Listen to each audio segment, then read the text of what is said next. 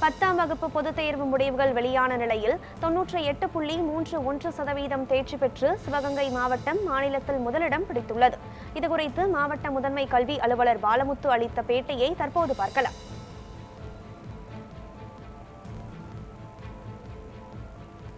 சிவகங்கை மாவட்டம் தமிழகத்தினுடைய 10ஆம் வகுப்பு பொதுத் தேர்வில் முதலிடத்தை பெற்றுள்ளது. ஃபஸ்ட்டு நான் தமிழக மாண்புமிகு முதலமைச்சர் அவர்களுக்கும் மற்றும் மாண்புமிகு பள்ளிக்கல்வித்துறை அமைச்சர் நம்ம சிவகங்கையினுடைய அமைச்சர் ஐயா அவர்களுக்கும் மாவட்ட ஆட்சியர் அவர்களுடைய வழிகாட்டுதலின்படி சிவகங்கை மாவட்டம் முதலிடத்தில் பெற்றுள்ளது என்பதை அன்போடு தெரிவித்துக் கொள்கின்றேன்.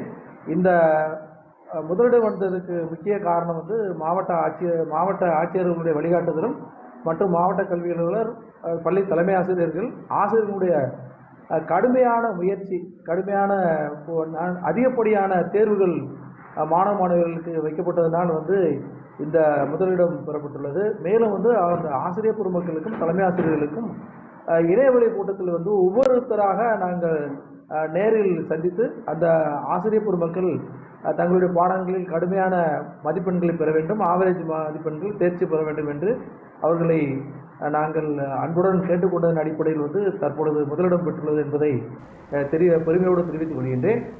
இந்த முறை அரசு பள்ளிகளிலும் நம்ம தான் ஃபஸ்ட்டு ரேங்க் என்பதையும் பெருமையாக தெரிவித்துக் கொள்கின்றேன்.